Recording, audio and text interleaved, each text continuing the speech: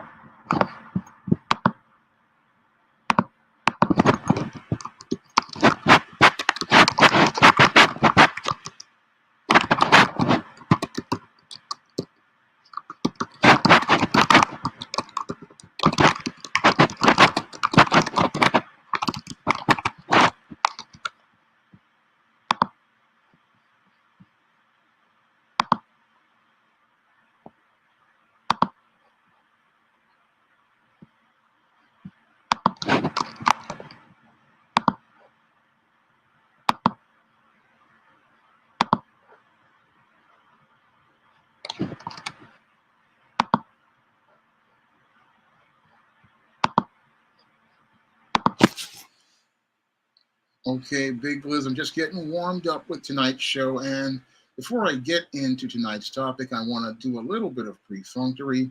The SJS Direct 2024 catalog is going to be dropping on March 22nd. And you can pick up the first book in the SJS Direct 2024 catalog, and that's John Haynes' Illuminati. Now, you can pre order John Haynes' Illuminati right now along with the other two books of the SJS Direct 2024 catalog in digital format. And you can find those books on Kindle on Amazon.com. And you can find them on the affiliates of Draft to Digital, which includes Smashwords, the iBookstore, Barnes & Noble, and other media outlets such as Kobo and many others. You can find all of those books of the John Haynes 2024 catalog and pre-order them right now on those Draft to Digital affiliates and Google Play and Amazon's Kindle. You can get John Haynes' Illuminati, ISIS, Dark Incubus, and Esteemed Horror in the Hamptons. All three of those books are part of the new SJS Direct 2024 catalog, and you can pre-order them right now. So I want everybody to know that I've got great positive Black fiction on the SJS Direct imprint, and I also have a comic book out, John Haynes at Death's Door, which you can get a paper copy on lulu.com right now. So that's part of the perfunctory. I'm still writing my 2025 books, and I'm working on a new Spinsterella book, Spinsterella Goth Girl Summer, and I'm getting close to finishing the first act of Goth Girl Summer, and I'm hoping to have that book out ready for the 10th anniversary of Spinsterella, which is coming up in 2025. Now, with all of that said, as related to the progress report, I'm going to get into tonight's topic. Before I give shout outs to Nightingale Wednesday Nightmare, glad to see you here. Keating Rourke, glad to see you here. And one Phobos, these are some of the regulars who watch my channel on the regular. And I want to give them a shout out and let them know that I see them. And we're going to get into tonight's topic, which is going to talk about this abuse narrative about Black women in relationships. Now, when it comes to relationships for Black women, oftentimes the mainstream media loves to talk about a narrative where Black women are oftentimes presented as the victims of abuse. And this abuse could also be physical abuse, and it could be sexual abuse. And oftentimes what they do is present a narrative that Black women are the face of being victimized by Black men. And those Black men could either be their fathers or other family members, or it could be an abusive boyfriend. But oftentimes, when they talk about Black women in relationships, there's always discussing some sort of trauma that they have to endure. Now, this narrative is one I want to be very sensitive about because it is a very serious issue that really keeps Black women from being able to love Black men and be able to form healthy relationships with black men. And this abuse narrative is something that has been weaponized by white supremacy, and it's been weaponized by white supremacy to create an inferiority complex in a lot of sisters, making them believe this whole idea that they cannot find love with a black man, because in order to find love with a black man, that means that they have to endure some type of abuse. That's the narrative that white supremacy loves to promote in a lot of its media over the last 60 years. And they love to promote that narrative because, one, it devalues black love by saying that black men are incapable of loving black women. And it also is a way to drive a wedge between black men and black women in trying to make black men the face of physical violence and sexual predation. That's what the whole abuse narrative is all about. And the abuse narrative is really something that has been pushed in a lot of mainstream media over the years, but it really started to pick up momentum during the days of the feminist movement, because in the days of the feminist movement, they did try to push an abuse narrative on white men with movies like The Burning Bed and other movies like There's Something About Amelia. However, as soon as about 1988, with Sleeping with the Enemy, we started to see the end of the abuse narrative on white men. And mainly that was because most of the white men in media did not want that narrative pushed on white men. And many white men didn't want to spend money on those kinds of movies as related to their image. However, when it came down to the image of the black man, what the mainstream media wanted to do was go out here and demonize the image of the black man by going out here and repackaging the narrative of the black brute. And as they repackaged the narrative of the black brute, what they wanted to do was go out here and create media that would reflect that image and basically counter what people like Bill Cosby were trying to do. Now, Bill Cosby in the 1980s, what he was trying to do was present a positive image of black people and show you a healthy image of the black family. What he wanted to do was really show you a functional relationship between a black man and a black woman. And that was something many in the white mainstream media really didn't want to see. No, they didn't want to see that because they were fearing that what would happen is this would promote the idea of functional black families and also promote the idea of black on black love. And they didn't like the idea of black on black love because black on black love is bad for business. So what they want to do is promote the idea of the black man being the face of physical and sexual predation. And that's how they started the abuse narrative against black women. Now, the abuse narrative against black women was designed to try to say that, oh, all black women really don't have good experiences with black men, starting with their fathers. And this was something that really started as a result of the feminist movement of the 1960s and 1970s, where black women who wanted to be a part of the feminist movement, what they wanted to do was demonize the image of the black man because the black man could not meet the standard of what white supremacy wanted for the ideal of black men. What they wanted to do was go out here and present the black man as this man who could not meet the standard for caring or providing for his family. However, what they did was omit the point where black men were dealing with Jim Crow racism in the South and discrimination in the North that prevented black men from being able to get access to the full job market and receive full opportunities during Jim Crow and due to the discrimination in the North.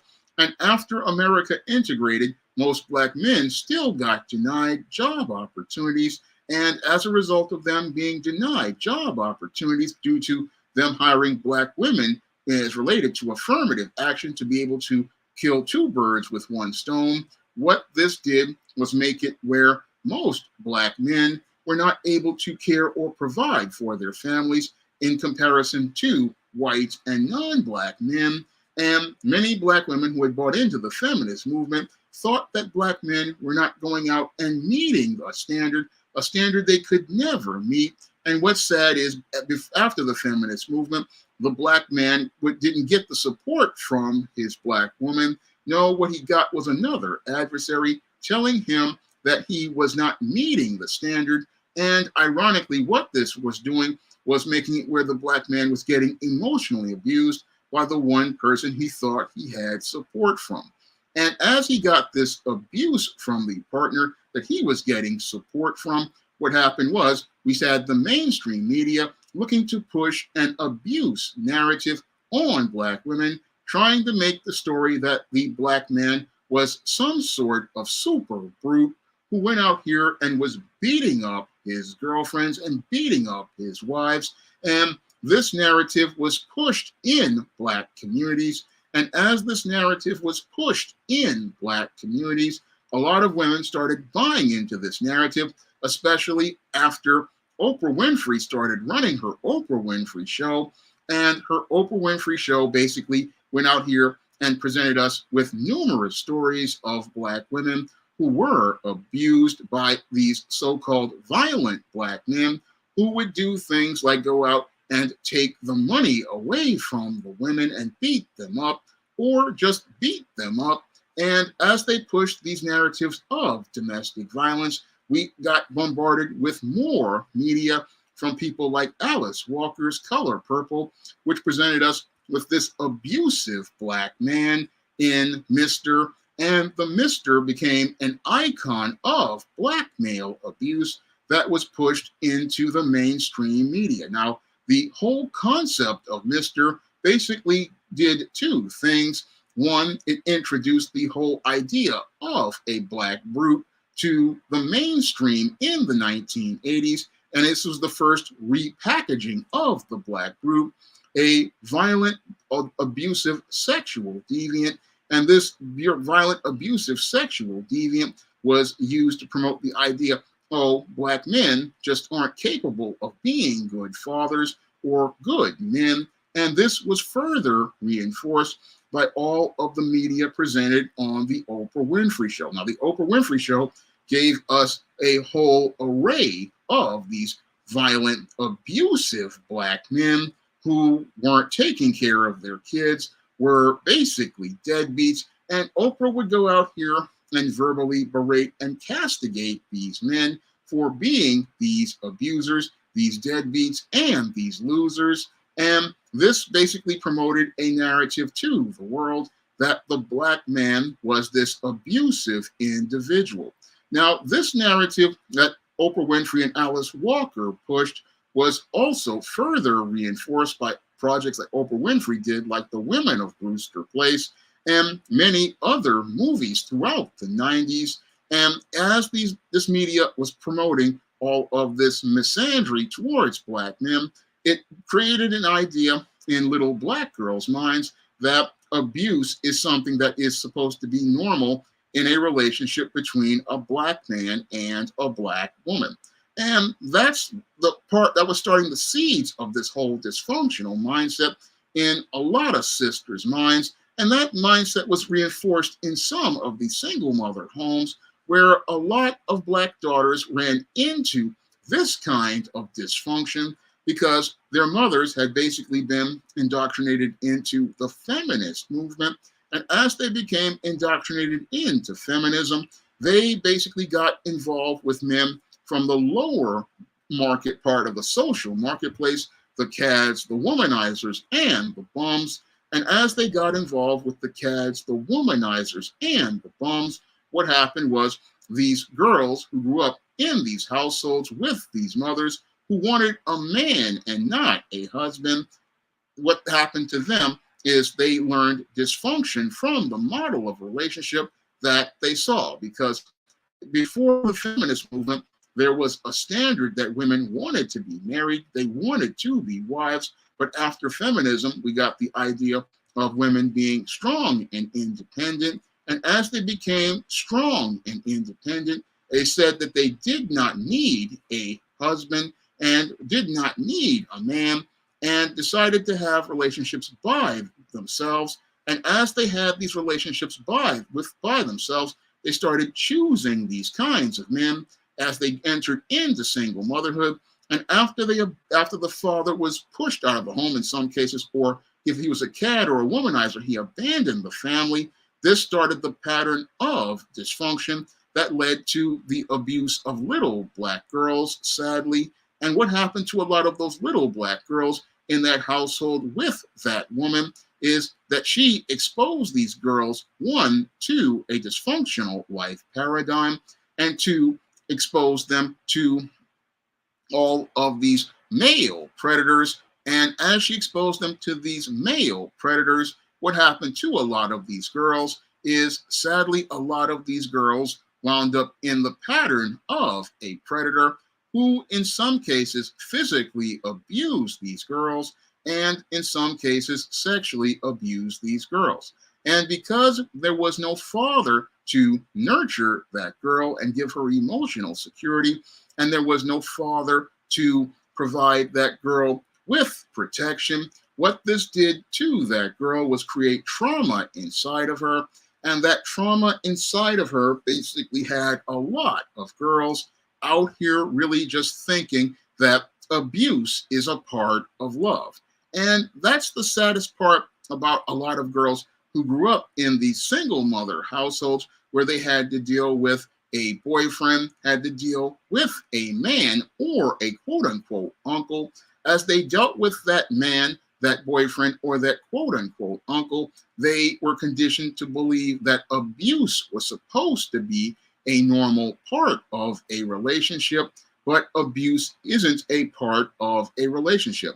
Unfortunately, they didn't learn that because they learned they couldn't trust anyone, because their mothers basically, they were so caught up in their feelings about these guys that they couldn't hear the girls when they told them that they were having problems with this man.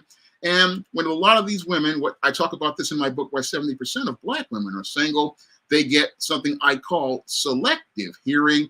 And a girl could be telling her mother a guy is touching her inappropriately or making advances on her.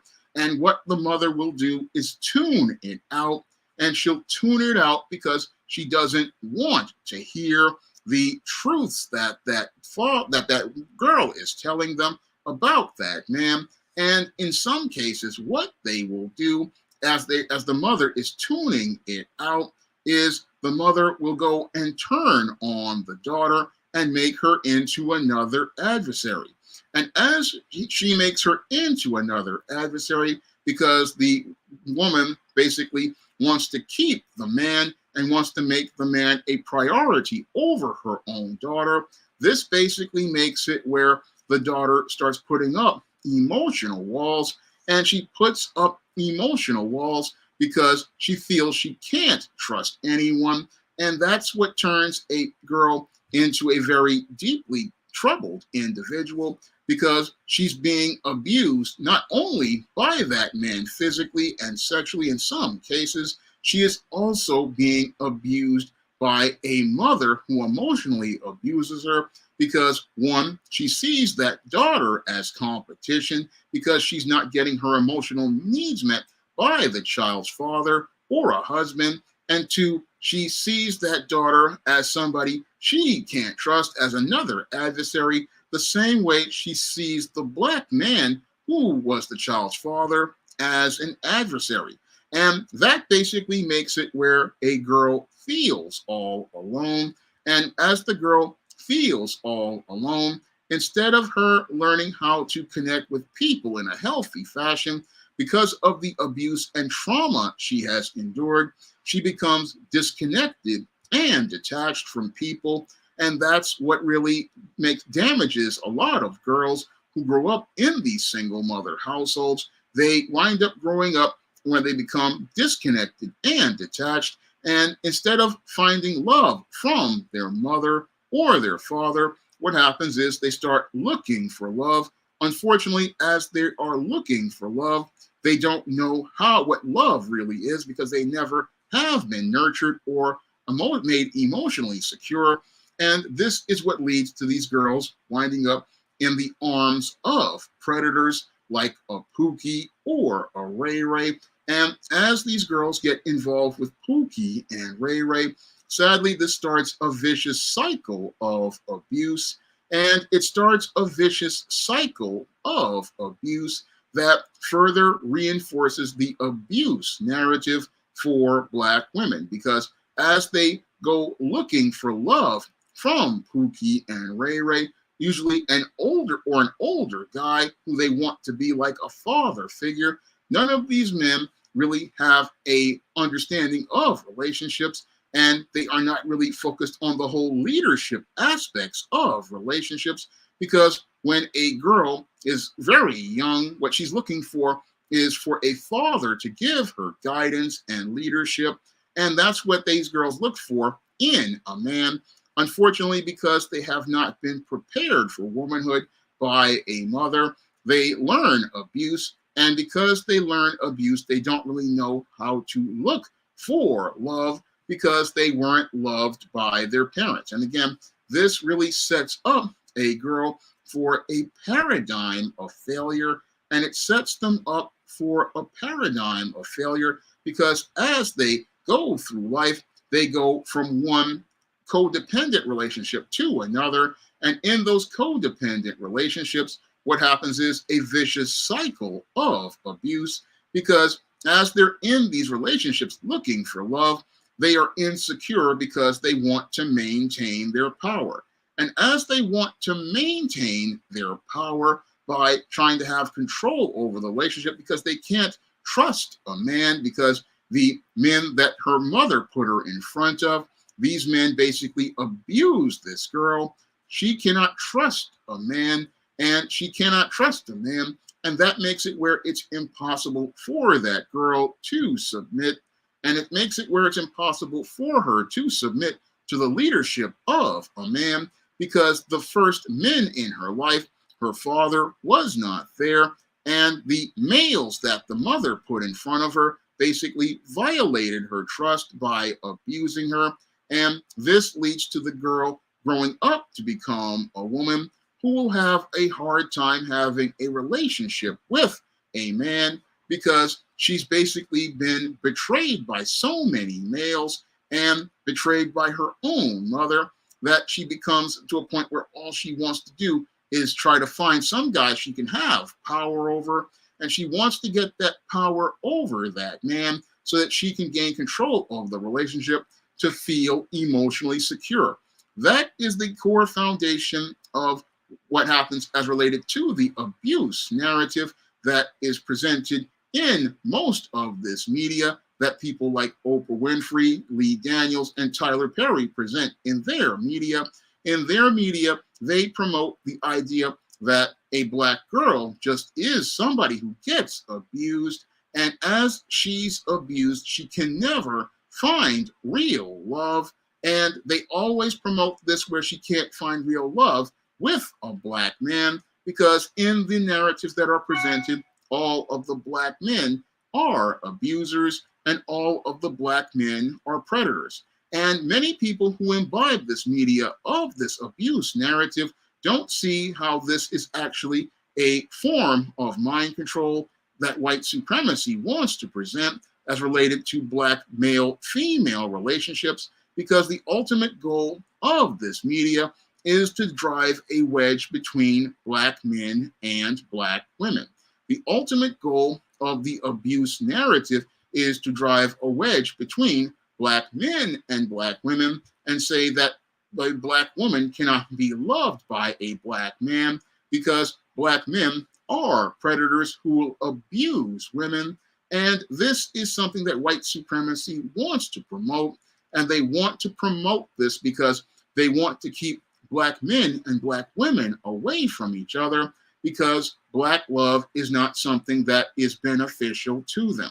Because when Black men and Black women are loving each other. They are building Black families and having Black children. And white supremacy doesn't want to see Black families coming together. So what they want to do is drive a wedge between the Black man and the Black woman by promoting this abuse narrative as the norm for Black families. And sadly, what's been happening over the last, I'd say, about 25 to 30 years is that this media basically has taken over the minds of a lot of Black people. And sadly, as we've imbibed over 40 years of the Oprah Winfrey Show, 40 years of movies like The Color Purple, 40 years of movies like The Women of Brewster Place, 25 years of Tyler Perry movies and Lee Daniels movies like Precious and Monsters Ball, what we are learning and have conditioned to generations of girls, Black girls, to learn is that abuse is supposed to be normal as a part of a Black man, Black woman relationship.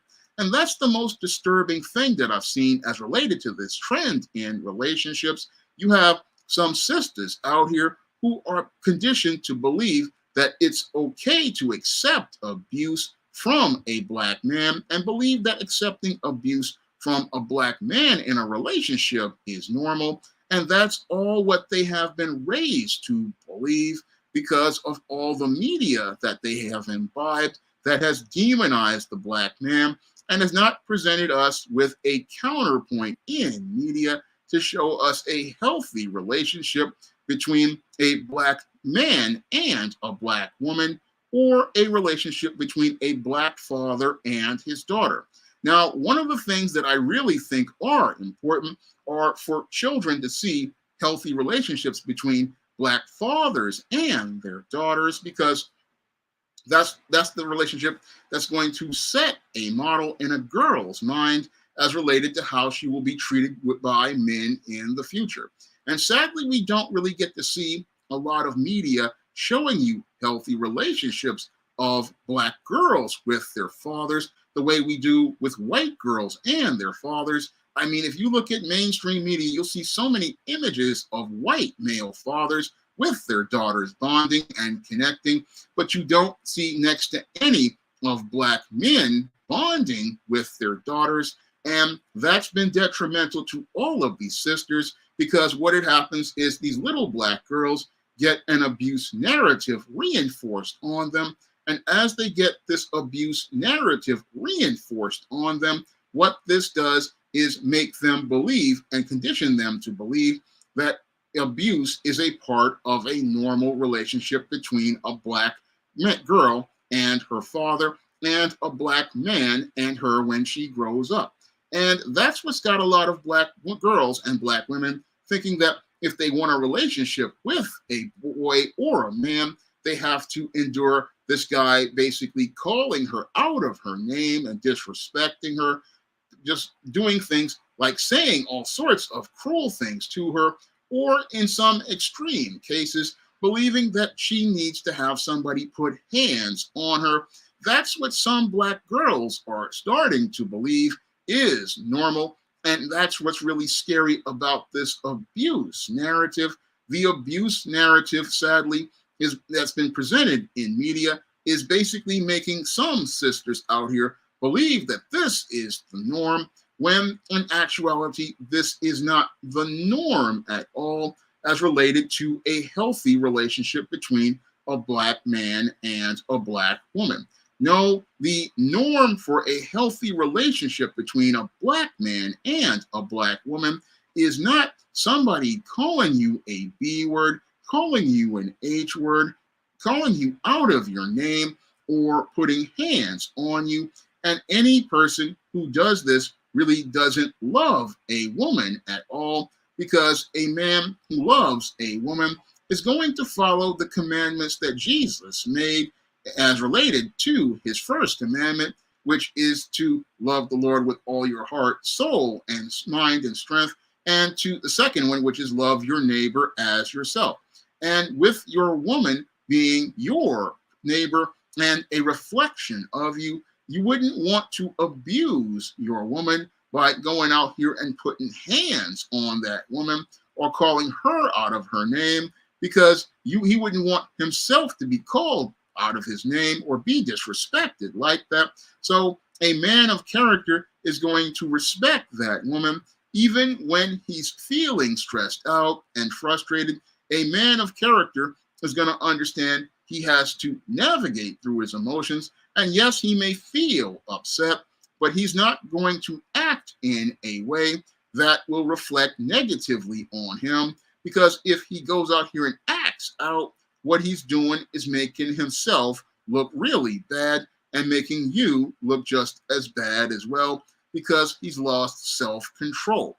And that's the way it happens when you're with a healthy man, but you won't hear anybody talk about that in mainstream media as related to Black women. No, they won't talk about how healthy relationships work and how, yes, there are rough days, there are long days, there are tough days sometimes where you have issues, but as you work through your feelings, you eventually give each other space to work stuff out.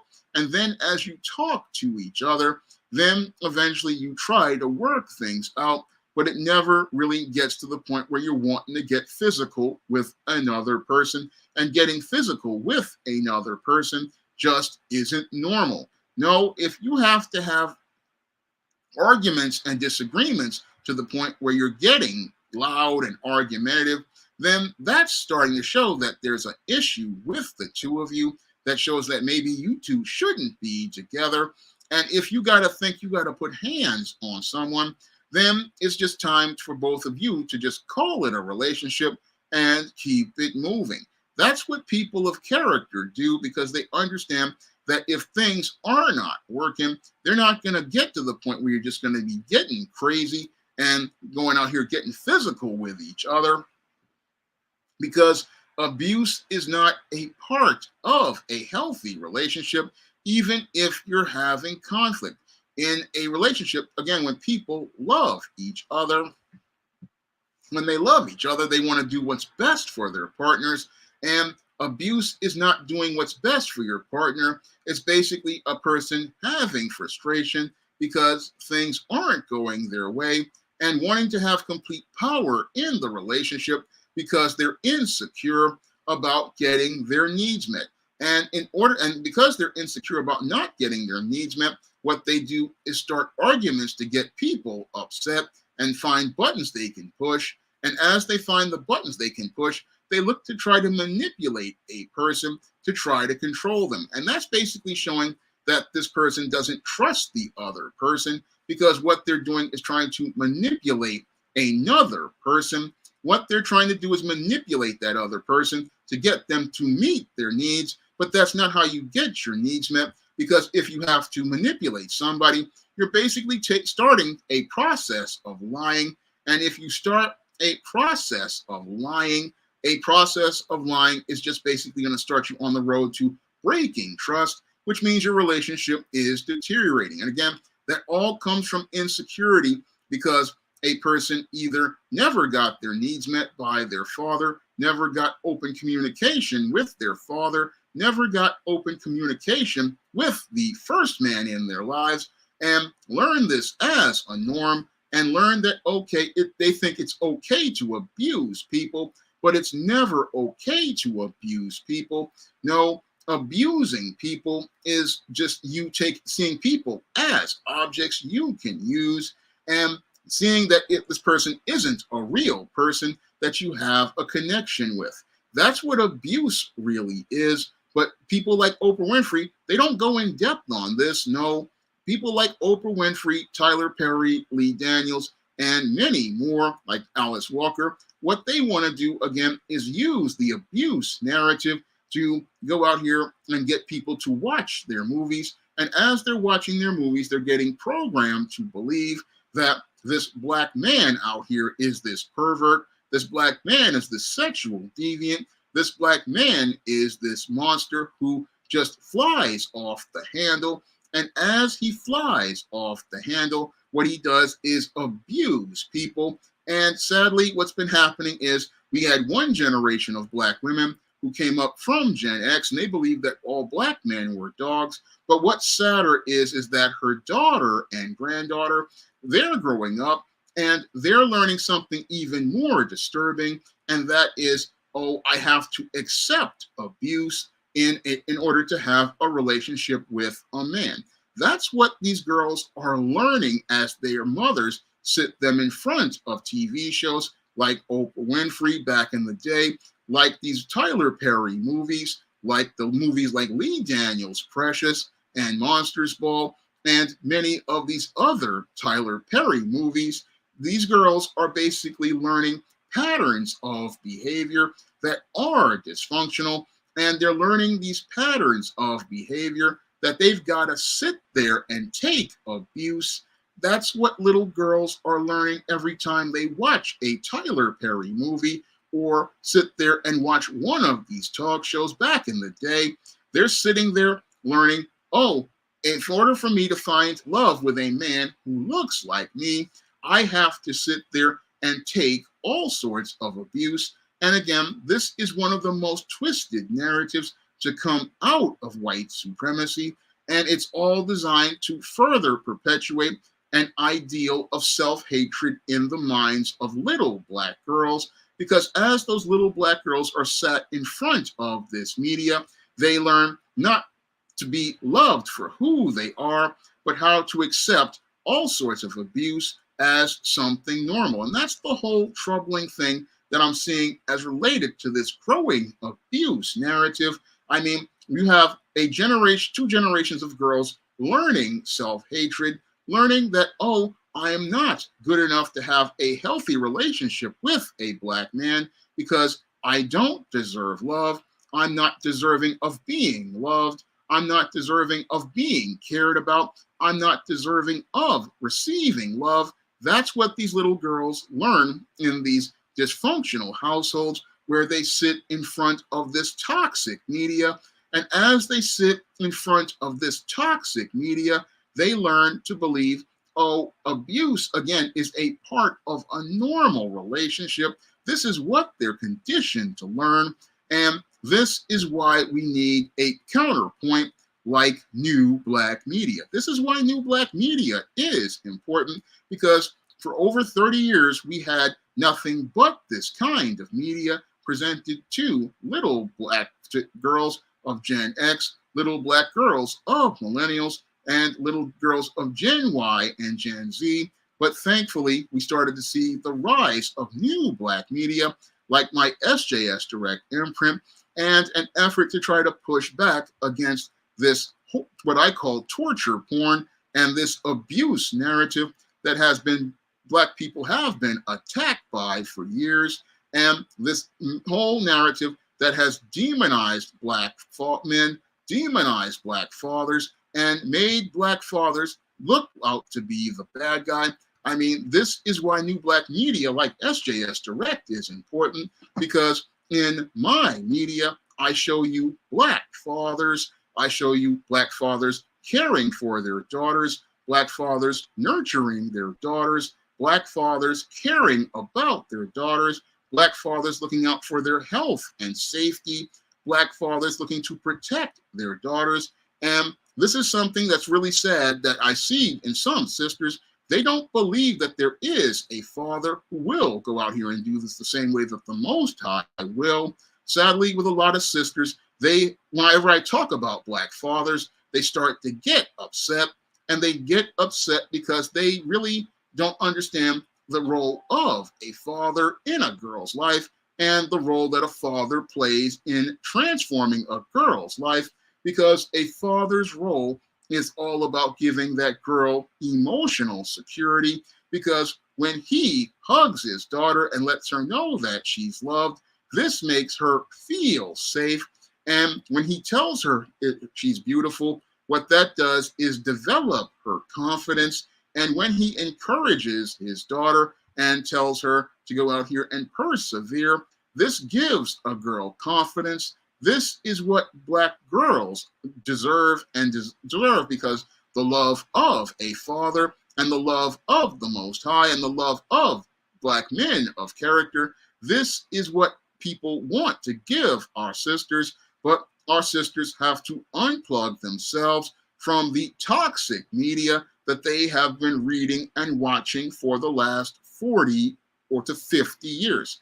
Our sisters, really, if you want to break away from this narrative, you've got to stop feeding your mind this toxic media. You've got to stop feeding yourself this poison, because this poison basically is creating an emotional wall inside of you. And for the sisters in the single mother households who have endured this trauma, what this media does is reinforce the toxic environment you're coming in and keeping you on a road to a paradigm of failure and not allowing you to achieve success in life, because the start of finding success in life is finding the love of the Most High One and finding love of self. You have to understand that the Most High loves you and he wants the best for you. But in order to find that, you have to find him and take his gift of salvation. And then you have to learn that you deserve to be loved. You deserve to be cared for. And you can't find love or care with abusive and toxic people. No, you can't find love with abusive and toxic people, whether they be in your family or they be on your TV screen. You can't find love from people looking to abuse you or promote narratives of abuse or look to project narratives of abuse the way that Oprah Winfrey, Tyler Perry, Lee Daniels, and even hucksters like Steve Harvey love to do. Because for them, going out here and promoting abuse narratives is a billion-dollar business, and they get billions of dollars from that 3.3 trillion in cash and credit. Have you chasing behind them as related to medicating your pain and your stress, and have you medicating yourself thinking that if you watch more stories of abuse and relate to those stories of abuse, this will be somewhat cathartic and therapeutic. But no, all this is doing is further injecting you with more poison and not allowing you to heal mentally, spiritually, or emotionally, because that's what these abuse narratives are all about. They're all about taking away your power, and that's why you need New Black Media, because New Black Media is all about empowering sisters so that they can understand how to take their power and move their lives forward. Because as long as you imbibe this toxic media that promotes these abuse narratives, what this does is it creates a self-fulfilling prophecy, because as you're sitting there watching this abuse narrative in media, what you do is believe that this is the norm for Black relationships. And as you believe that this is the norm for Black relationships, guess what? You get involved with the same kinds of guys, and you don't really change your spiritual energy to attract more positive people to you. And this basically keeps you in the paradigm of failure. And as you're in that paradigm of failure, you're sitting there watching the Tyler Perry movie or watching the Lee Daniels movie, and where somebody's getting beat up. And guess what? You start looking for that kind of guy because you believe that that's a Black man. But that's not a Black man at all. And if you had alternatives like New Black Media, you would see that that's not Black men. No, that's not us as a collective. That is somebody's idea of Black people that is from some parts of their experience and also part of white supremacy's ideal, because they love seeing these violent, super brute Black men who go out here and are just all violent and all savage. They want to go out here and promote those kinds of Black men, and they also want to promote these sexually deviant Black men who participate in this sexual abuse of children and teenagers, just sick, depraved men. They like pushing those narratives because it makes white men, in contrast, look like paragons of virtue, but they won't ever really, again, talk about those white men in their media. No, we haven't seen them really talk too much about those kinds of dudes, because white supremacy is designed to elevate the image of the white man, and they don't present the white man as an abuser because they don't want that ideal of a white man as a good provider and protector to be shattered in the eyes of people. But they want the black man, in contrast, to be presented as this abuser, as this person who is incapable of leading his family because he's controlled by his lust and acts impulsively. They want to present the ideal and the narrative that the black man basically is this kind of out of control individual, but they don't want to show you an image of a black man as a nurturing and caring father. That's something that we haven't seen in a good long time. We really have not seen a lot of stories with fathers basically loving their black daughters, saying that their black daughters are beautiful. I mean, to me, that's a very important thing to show. And I've done that in stories like the Thetas. I've even done it with Seeing with Osiris in Amari's Revenge. And I've done it in other stories that I've done, like A Recipe for Success. Whenever I get a chance, and even Eternal Night, I even have a moment there where Lilith is having moments with her father. I always try to show that there are black fathers who love their daughters and want the best for their daughters, but we don't get to see that because, again, in our gynocentric media, he's a no good black man, and white supremacy needs no good black men to fit their abuse narrative, because no good black men are part of their narrative of keeping the black community in a dysfunctional state. Because as the black woman is watching this media, she's looking for this, on this wild goose chase, looking for this good black man, not understanding all she's doing is chasing a social construct that doesn't exist. Because this good man that the white supremacist makes, he's all about the material and not about the spiritual. He's not all about looking to do the work of the Most High as a head of household and steward. No, he's not about looking to be a head of household who shows love to his wife. And even as part of that love, he corrects that woman to show her, to protect her from herself and also to protect the family. That's something a lot of sisters don't understand, because a lot of them don't understand the difference between love and abuse. And when a guy sometimes tries to check a sister, they'll sit there and think, oh, he's being abusive or he's being controlling. No, and when a man of character is correcting his wife or his girlfriend, he's doing this to protect his woman, and he wants to protect his woman because he loves her and he doesn't want to see her embarrassed. And that's where the difference between love and abuse. A man, when he's correcting a woman, he's not looking to hurt that woman. But when you have women indoctrinated into feminism, they think that if a man is trying to talk to you, that he's being abusive or he's being controlling. But what that man is doing is he sees down the road, and he doesn't want you to be embarrassed, because if you're embarrassed, what that does is reflects on the entire family, because it's saying that, one, he's not taking care of his business as a leader, and two, you're running out wild and thinking, oh, I can do this because I listen to these other dysfunctional women, not understanding that what's happening is that you might wind up becoming completely embarrassed. So a lot of times women get it really mixed up. They don't really know the difference between love and abuse when a man is participating in correction. So they're thinking, oh, that's abuse, because a lot of feminists, they have daddy issues and they never got their emotional needs met by their fathers. So they don't understand when a man is correcting a woman, whether it be his daughter or his girlfriend or his wife. This is something that's done out of love. But because we've got people who want to push abuse narratives, they'll go out here and just exaggerate things as related to certain instances and make it like, oh, he's this super brute who's super abusive. And they love to push this with black men. They love to push this idea that the black man is this just violent, out of control individual. And they love to push these kind of narratives and make it like, oh, this is just how black men, this is not how we are.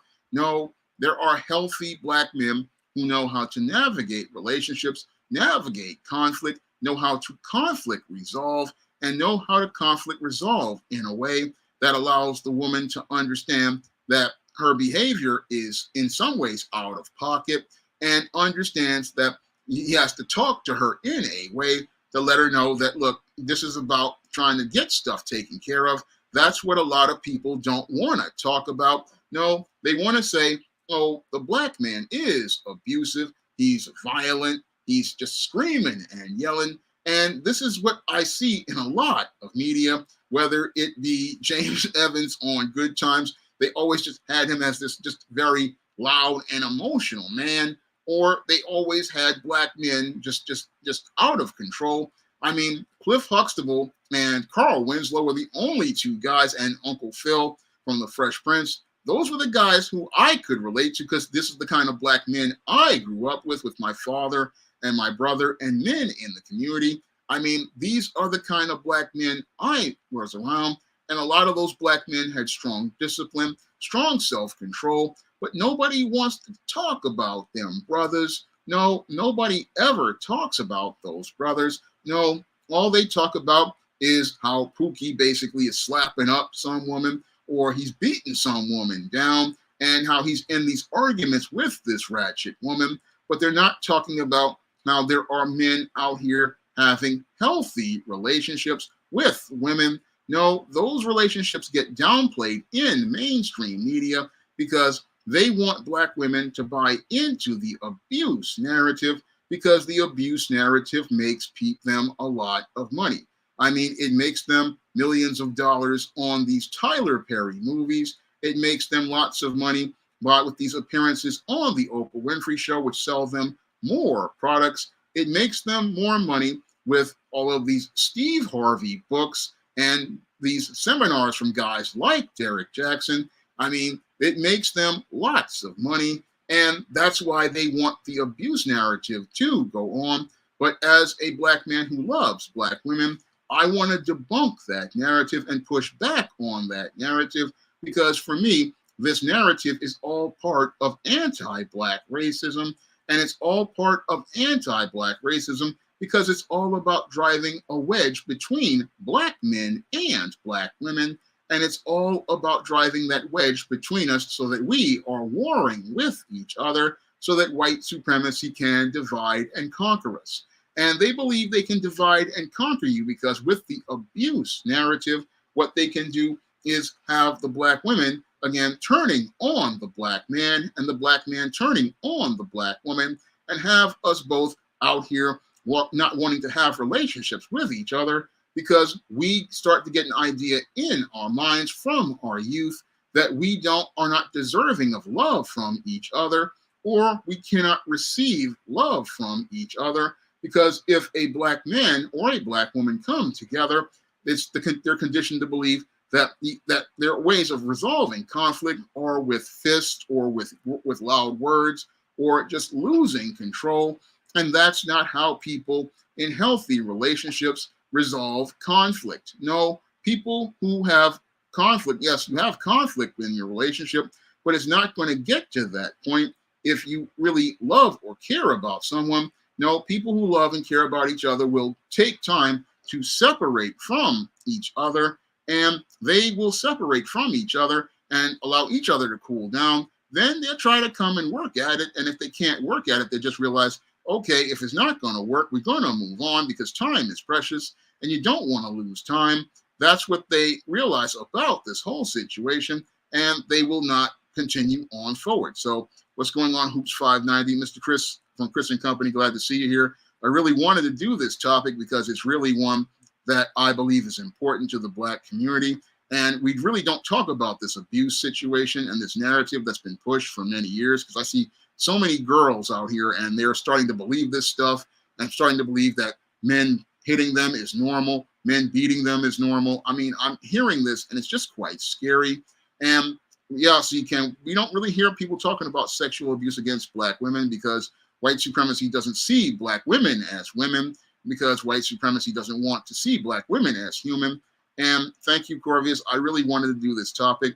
And he says that they have been using this abuse narrative since The Color Purple. I would say even before The Color Purple, because they tried to do this with white women with movies like The Burning Bed, and they try to do it with Sleeping with the Enemy, but white women refused to support those narratives. But Oprah Winfrey and The Color Purple came out, and they wanted to promote these narratives. And sadly, because black women were desperate for their image, And some black women grew up in abusive homes with no father or a man or a boyfriend. In Gen X, we started to believe that this was normal.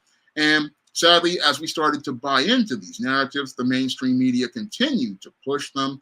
And again, I'll repeat it again. This is why new black media is so important.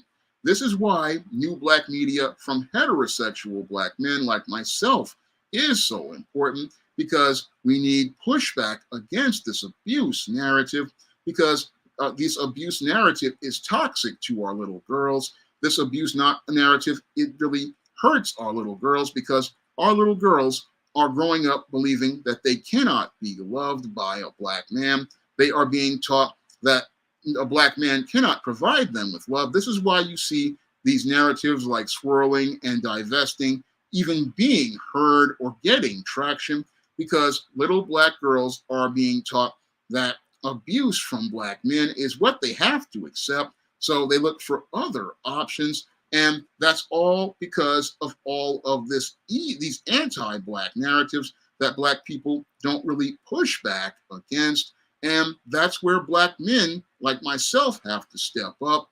We have to step up and push the counterpoint and say, look, black girls, black women, abuse is not a part of a normal relationship. Abuse is not a part of a healthy relationship between a father and a daughter, between a brother and a sister, between a cousin and a cousin, between a grandparent and a grandchild, and between an uncle and a niece, or a healthy relationship between a girl and a boy. No, abuse is not normal, whether it be physical abuse, whether it be sexual abuse, whether it be emotional abuse. People who love people don't abuse people. No, that's not part of a healthy relationship. And black girls and black women have to understand that we cannot sit here and accept abuse. No, we cannot accept abuse as normal. No, that's not a normal way of life, because that wasn't the way our grandparents and great-grandparents lived in most cases. No, many of our grandparents and great-grandparents did not live like this. I mean, during the time when we had the most marriages in America, we had healthy families, and healthy families are where daughters learned how to love themselves from their fathers. I mean, this is not normal at all, and we cannot allow people to promote this as normal. No, abuse is something that we all have to stand up against, and that's one of the reasons why I don't watch Tyler Perry movies or Lee Daniels movies anymore, or even movies like The Color Purple, because that media is toxic. And I don't want to promote toxicity, because toxicity, when you're conditioned to believe it, you think that it's normal, and that's not how it goes in the black community. And we don't even get to see that larger picture, because people like Oprah Winfrey, Lee Daniels, and Tyler Perry, they want to continue projecting their trauma onto the black community. And that's, again, why we need new black media like SJS Direct, because new black media will show you a clearer, picture of black life, where you're not seeing abuse every 8 seconds like you do in Tyler Perry movies or Lee Daniels movies or Oprah Winfrey movies. No, you get to see functional, healthy black people where fathers are loving their daughters, whether they be little girls, teenage girls, or adults. That's what you see at SJS Direct in things that I do, like books like the Thetas, A Recipe for Success, even books like Eternal Night, and books like the All About Nikki book. I show you fathers loving their daughters, and I show you black men loving black women, like I do in the Esteem series and The Temptation of John Haynes and the ISIS series. I always try my best to show you black men loving black women, black men loving their little black daughters, and show you black on black love, because every other race goes out of its way to show love for their own people. But in the mainstream media, we don't see that as related to black people. No, you'll see a white man loving his daughter. You'll see an Asian man loving his daughter. You'll see a Hispanic man loving his daughter. You'll see an Arab man loving his daughter. You'll see a white man loving a woman, an Asian man loving a woman, an Indian man loving a woman, a Hispanic man loving a woman, an Arab man loving a woman. But when it comes to black men and black women, we've got this adversarial relationship, and that adversarial relationship comes from watching all of this media where we see each other being abused. And that's basically, again, by design, by the white supremacist who wants to keep a gender war going as related to black men and black women to divide us so that they can conquer us. Because if we're fighting each other, they can send us both the guns and the butter. They can send us the guns to kill each other and the butter to continue feeding ourselves as we are having a gender war. And that's all part of the abuse narrative, and an abuse narrative that starts with the black woman, because as the black woman goes, sadly, so goes the race. And the race, sadly, has gone into a major decline.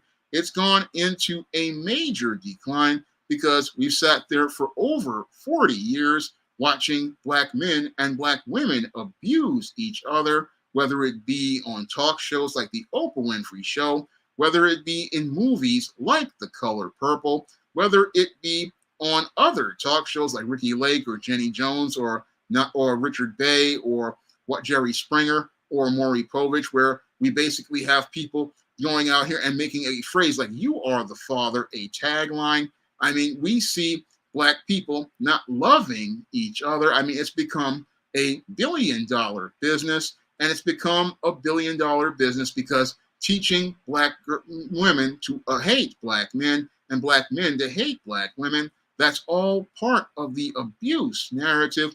And again, the abuse narrative makes people into abusers instead of lovers. And if you are an abuser, you can't love anyone because basically abuse comes from a foundation of self-hatred. It comes from a foundation of self-hatred because you don't, if you hate yourself, you're going to hurt yourself. And that's something black people need to understand. That's why they want you to have an abuse narrative where you're sitting there just constantly talking about abuse instead of focusing on healing and focusing on moving yourself forward. And sadly, well, a lot of black women, again, they bought into the abuse narrative, and some black men have bought into it. And it's really, again, really sad because as long as you're sitting there with this abuse narrative, you're sitting there looking, again, to try to avoid this abuse. But sadly, because you're in your subconscious, you think that the only relationship you can have is to be hurt. What you do is navigate towards hurt people and attract yourself to hurt people in codependent relationships where sadly the only outcome is for you to get hurt. And that's what makes the abuse narrative one that just, again, as I said, a self-fulfilling prophecy, because if you learn if you've learned abuse, you just learn how to abuse other people. And that's why you have to really be careful about the media you imbibe, because a lot of people will sit there and just say, oh, Tyler Perry movies are bad. I just want to watch it to see how bad it is, not understanding that in all of his movies, you're sitting there watching a black man slap up a black woman, and the whole thing is you're not seeing a counterpoint of a healthy relationship. So sadly, a lot of kids, when they sat there with mama watching Madea, sadly didn't learn anything about black on black love. And that's the saddest part, again, because they sat there as little kids and they were like, oh, that's a black relationship. And again, if you've got that idea of that being a black relationship, you've got the wrong picture of black life. And if you've got that picture, that's the wrong picture. And again, this is why new black media is important, because new black media will change your perception of self.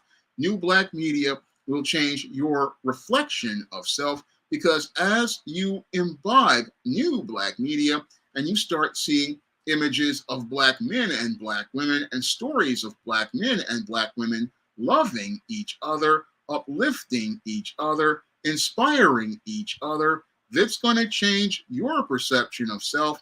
And when you see healthy families, where mom and dad are working together, you're going to change your perception of family, your perception of people, because you're going to understand, okay, what I saw growing up, maybe that was an experience. And if you're in a single mother household with a kooky or a crazy guy, you start to see, oh, there is a different life out there, and I can aspire to have that life. Or if you come from that life, you understand, I don't have to settle for toxic or abusive people, and life is too short to settle for toxic and abusive people. And you can walk away from toxic and abusive situations. That's what healthy people understand.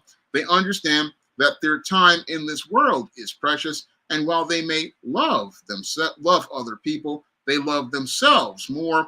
And because they love themselves more, they will extricate themselves from a toxic situation. I mean, I recently was writing about this in one of my books, Spinsterella, Golf Girl Summer, where Matilda is having a boyfriend, and the boyfriend says he wants to take the relationship in another direction, and he proposes for her to live with this man. And because Matilda has a sense of self-love, she realizes that this guy basically is disrespecting her, and he's disrespecting her because he's saying he wants to live with her, which is basically, as I said, putting a relationship on layaway yesterday, and not really showing respect, because if a man loves you, he's going to understand dating is about leading into marriage, and he understands this, and he goes, okay, I want to make a full commitment to that woman, and I want to not get married by the state, but by the Most High, and have my relationship where everything is legitimate because I respect this woman. So that's what I was writing, because I want people to understand, again, a guy who respects you is going to want to be committing to you and want to build with you, not by the rules of the state, but by the institution of God. So that's what I understood, and that's what I put in the story. I wanted to put healthy aspects of relationships and show people that abuse, but people who love themselves do not tolerate abuse, do not settle for abuse, and they don't take abuse as their standard. That's what I put in my stories on SJS Direct, because to me, I've seen how this abuse narrative has done damage to brothers and sisters, and how it's become a self-fulfilling prophecy in a lot of homes for a lot of little girls and a lot of little boys, because as they see this as their model, they believe that this, again, I will repeat it, is what they're believing to be the norm. And this is why you got to be careful about the media you imbibe, because the media you imbibe can have negative impact on you. So you got to be careful about what you watch and what you read, because if you're imbibing this media, you'll start saying, oh, this is supposed to be how it is. No, that's not how it is. No, people who love each other do not abuse each other. People who come from abusive relationships, they really, as I see it, need to get counseling, because you need to get into counseling before you get into a relationship, because abused people who are abused as children go into relationships and abuse other people because they've learned nothing different, and they've got to break out of that paradigm. They've got to break out of that paradigm before they have a relationship, because if you learn dysfunction, you're going to take dysfunction on because you learned it. And the way you break out of that pattern is understanding this whole frame of thinking and this whole way of life is not a healthy one for you to live. I mean, you have to understand that this whole thing that they're pushing in this media, as related to every time you see an image of a black girl, it's associated with domestic violence. It's associated with sexual abuse. This is done by design by the white supremacists, because the white supremacist wants to condition you to not believe that you are deserving of being loved. You are not deserving of being in a place that the white woman is, because the white woman is elevated to this high social status. She's always being presented as this ideal of being loved, of being cared about, of being seen as the ultimate ideal, but they always try to present the black woman in their media as someone who has to just settle for substandard relationships, have to settle for tolerating abuse, and having to be the punching bag of the world. No, people don't turn women they love into punching bags. They don't go out here looking to beat on women or yell at women or verbally castigate and verbally abuse women. No, men who love and care about women, they know how to talk to a woman. And even if they're in a conflict, they know how to try to talk to someone. That's what a man does when he cares about someone. That's what people don't want to talk about. And in most of these media outlets, no, they want to continue pushing the narrative because they want the white man to be the ideal. And they want the white man to be sitting there as this great paragon.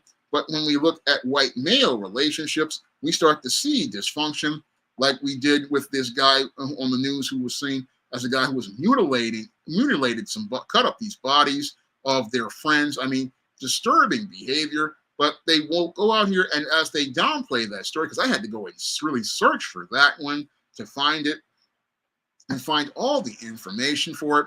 But with black men, they'll have us as, again, super brute, violent black man, and have the black woman as a hapless perpetual victim who cannot find any sort of love, except for that of the white man, because they've designed this novel narrative where they want to present the white man as some sort of god.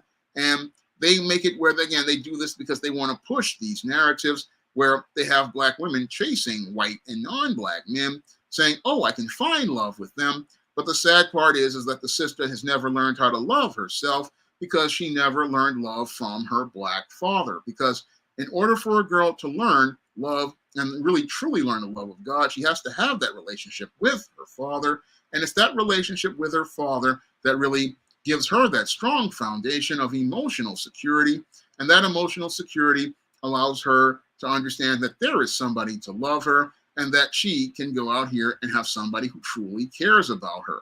And that's what a lot of sisters don't really get these days, because there's nobody really talking about a black man loving his daughter. And a black man loving his daughter is one part of pushing back on the abuse narrative. The other half are black men standing up for the sisters and saying that you are loved, you are cared for, like I'm saying right now. I mean, you are loved. People do care about you. People want the best for you. And men are not abusers. No, men who want to protect you and look after you. We want to see you have the best. That's what sisters don't understand. There are men who love them, but the whole thing is they have to take themselves, again, out of these narratives, walk away from this toxic media, walk away from this toxic white supremacist narratives, and walk away from this abuse narrative, because the only way to find love is to start finding that love with people who love you, and not go out here looking to these mainstream platforms, because while these people look black on the outside, they're promoting anti-black narratives. I mean, that's one of the things that the abuse narrative is pushing.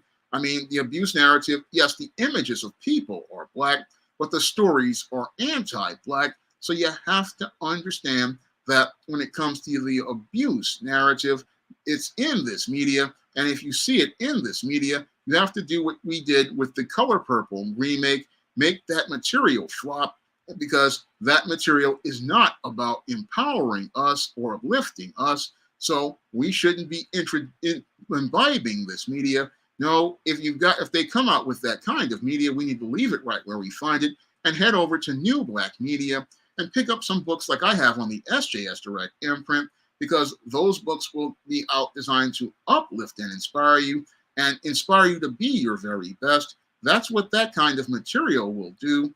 And the more you start reading the positive black media, it's going to change your whole perception of self and really get you in a mindset to look for love and find love and change your spiritual energy. Because once you change your spiritual energy by imbibing positive black media, what it's going to do is make you start thinking about seeing yourself in a better life and working towards improving yourself. I mean, I've heard this from viewers who picked up my own books, and after reading them, their whole perception of self really started to change. And that's just from reading positive black media, and it can have an impact on you, and it can really take you out of that abuse narrative. And that abuse narrative, again, is not from us. It really comes from the white supremacists and their black bootlicks. Yes, they will get black people to go out here and promote those narratives, but those people are not about us or empowering us. So you have to understand that's why you have to get new black media, because mainstream black media isn't about empowering you. No, it's about keeping you on the road to a victim, keeping you on the road to codependency, and preventing you from growing. That's what the abuse narrative is all about. And that's why you've got to understand, just like you feed your mind, like you feed your body food, you have to really think about feeding your mind healthy material. That's why I'll be watching stuff like Professor Black Truth or Lisa Cabrera and other stuff, and not really getting into the gender war stuff, because I understand what I feed my mind is going to help my mind grow. So you have to get into that same mindset and get into that mindset, because again, this is how you shatter the abuse narrative, by improving what the kind of content you watch, because you have to understand that what you feed your mind affects your body and affects your life and your perception of self. And that's why you have to understand this abuse narrative. The way we push back against it is by not going out here and supporting toxic media. No, we go get new Black media that will make us healthy. We go out here and get stuff that will uplift and empower us. Again, these abuse narratives only have power if we continue to support them. And that's why we've got to switch gears and walk away from toxic media and go out here and pick up some healthy, new Black media. Now, I'm going to get ready to wrap up tonight's stream. Before I go, I wanted to say thank you to Wall Street Tech for the super chat. He says, but they choose guys the police are after, not normal guys. Yeah, they do that. But the whole thing is that we have to, again, get out of this abuse narrative and break this paradigm. That's what we need to do. And that's why I wanted to talk about this in depth, because I was sitting there thinking about it, and I just think about this abuse narrative, and we really have to, again, start showing Black men as the fathers and husbands and boyfriends we really are. So I'm going to get ready to wrap up tonight's stream. I want to thank everybody for coming out to tonight's stream. Glad to see you here, Computer Robots. Getting ready to wrap it up. But before I go, I want everybody to head over to Amazon.com and pick up some of the books on the SJS Direct imprint. I have a lot of great positive fiction on there. Like I mentioned, The Recipe for Success, The Thetas, Eternal Night. And books like All About Nikki. All of those books feature positive images of Black fathers. And I have healthy relationships in books like the John Haynes series. And the new John Haynes book will be out on March 22nd in paperback. And you can pre-order your digital copy on Kindle. And all the digital booksellers like Google Play, Smashwords, the iBookstore, Barnes & Noble. You can get John Haynes' Illuminati in Kindle and paperback. Pre-order it right now. And you can get the paperback on March 22nd. And on April 26th, I'll be dropping ISIS Dark Incubus. And on May 24th, I'll be dropping Esteem Horror in the Hamptons. And you can pre-order all those books on Amazon.com right now. And you can pick up the first full John Haynes comic, John Haynes at Death's Door, on Lulu.com right now. And you can get this critically acclaimed comic, which is the first full comic I've done, on SJS Direct. And see, again, a positive image of a Black man protecting a Black woman. That's right here in the image. So all of that is available on Lulu and Amazon. So again, I want to thank everybody for coming out to tonight's stream. And if you guys could help out and keep me on the air, could you drop a donation to the Cash App or the PayPal? That would be greatly appreciated. That helps me to stay on the air and continue making great content like this. So if you guys could continue to support the channel, that'd be greatly appreciated. And I, again, want to thank everybody for coming out tonight. Everybody have a good night. Everybody on the West Coast, everybody on the East Coast, have a good morning. And everybody have a great weekend. I can't wait to share another topic with you next weekend. And I hope you'll be there for next week's stream.